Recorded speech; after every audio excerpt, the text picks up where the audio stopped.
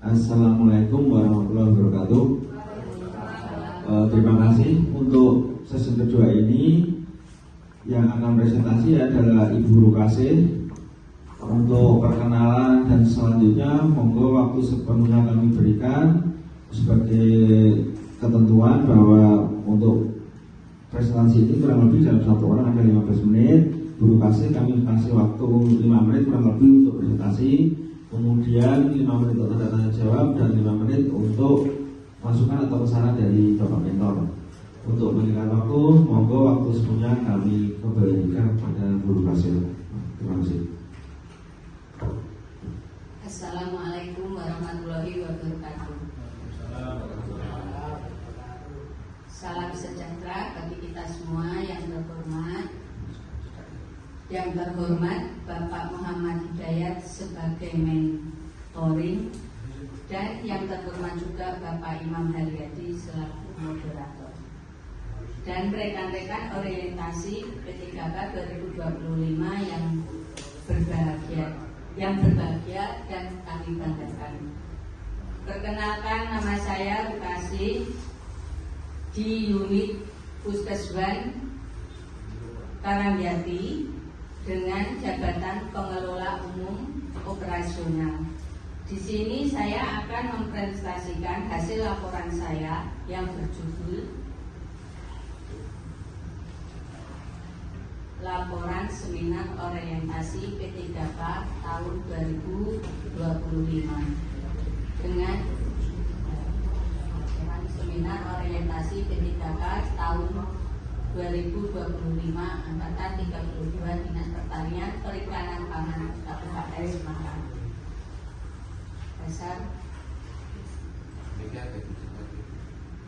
Dasar hukum Undang-Undang Nomor 20 Tahun 2023 tentang ASN, Pasal 5 Pegawai ASN terdiri atas PNS dan P3K.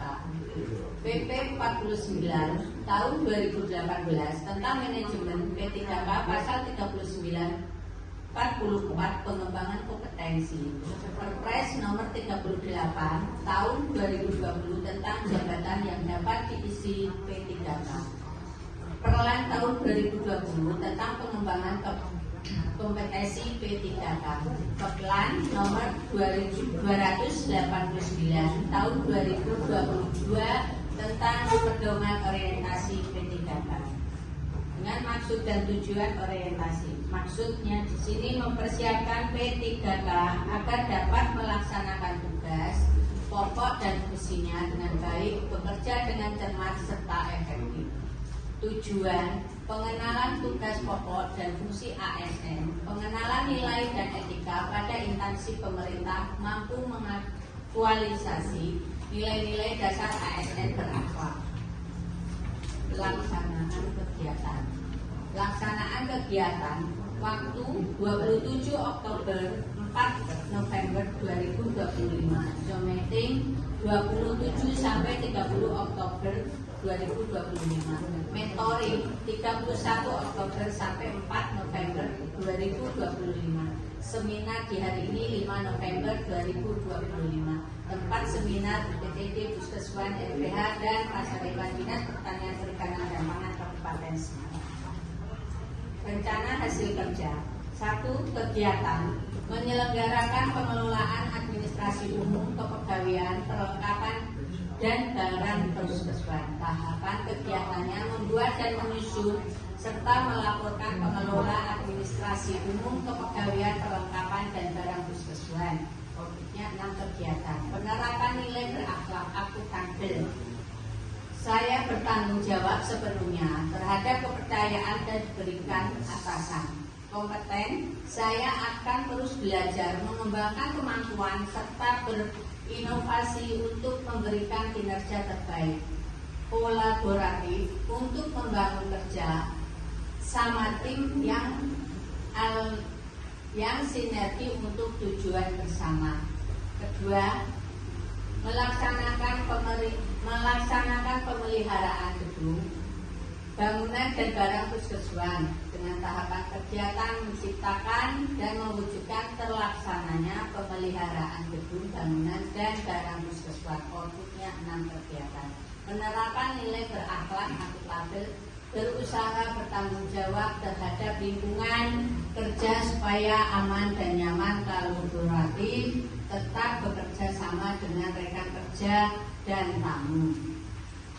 Yang ketiga, kesimpulan.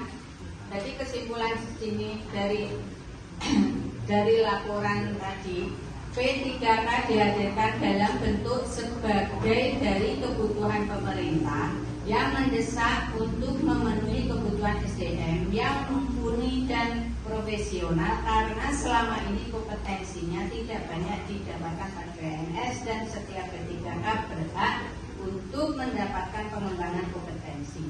Berdasarkan peraturan Lembaga Administrasi Republik Indonesia nomor 15 tahun 2020 tentang pengembangan kompetensi pegawai pemerintahan dengan perjanjian kerja pasal 31 ayat 1 terbunyi, instansi pemerintah wajib menyelenggarakan orientasi bagi P3K untuk memperkenalkan nilai-nilai tugas dan fungsi ASN. Hal ini penting dilakukan karena latar belakang P3K yang berasal dari non-ASN tentunya memerlukan pemahaman tentang nilai dan fungsi ASN. Sekian, terima kasih. Kira-kira siapa yang mau bertanya? Ya, saya mau bertanya. Oke, Pak. Tes. Untuk bertanya mungkin untuk diperkenalkan dan asalnya. Pertanyaan bisa saja. Nama saya Chris Basogi dari Puskeswan Susunan. Ini mau bertanya pada Guru Kasih, bagaimana strategi saudara apabila terdapat pemeliharaan gedung, bangunan dan barang puskeswan yang tidak terlaksana? Terus.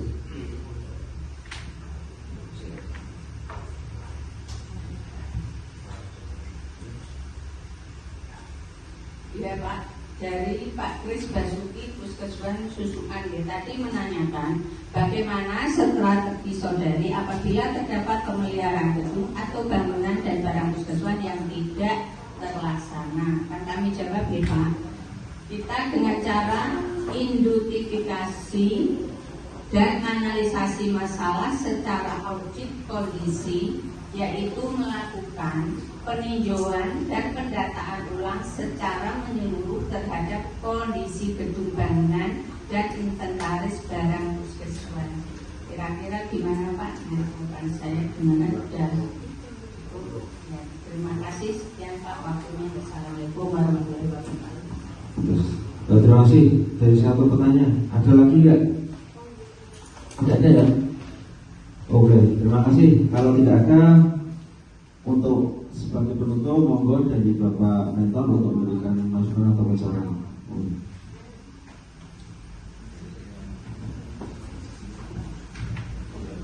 Terima kasih Bu Kasih sudah mempresentasikan, dan ada satu pertanyaan juga sudah terjawab. Puas dari Pak pertanyaannya? Ampun ya. Jadi kalau sudah puas, yang lainnya tidak ada pertanyaan, saya ingin memberikan penekanan pada posisi jabatan Guru Kasih selaku pengelola umum operasional, bahwa pengelola umum operasional itu lebih fokus pada melaksanakan administrasi. Jadi panjenengan diharapkan bisa melaksanakan administrasi secara profesional dan akuntabel.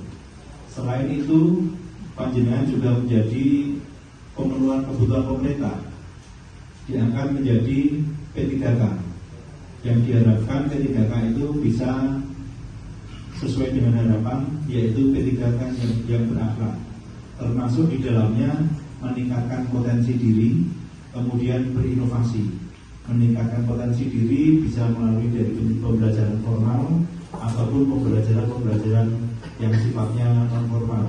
Pada prinsipnya memperkuat ilmu untuk potensi itu agar lebih secara maksimal, dan diharapkan bisa bekerja sama dan saling kolaborasi, karena dalam bekerja itu tidak mungkin kita satu institusi akan melaksanakan sendiri. Seperti yang ditanyakan tadi, ada terlaksanaan alat, pembangunan gedung, dan lain sebagainya. Ada keterlibatan bagian-bagian lain yang harus kita komunikasikan, yang harus kita perjuangkan untuk bisa memenuhi kebutuhan. Mungkin tambahan saya itu, saya kembalikan ke moderator. Terima kasih. Untuk sesi kedua ini berarti sudah selesai. Untuk itu sebagai penyemangat, mari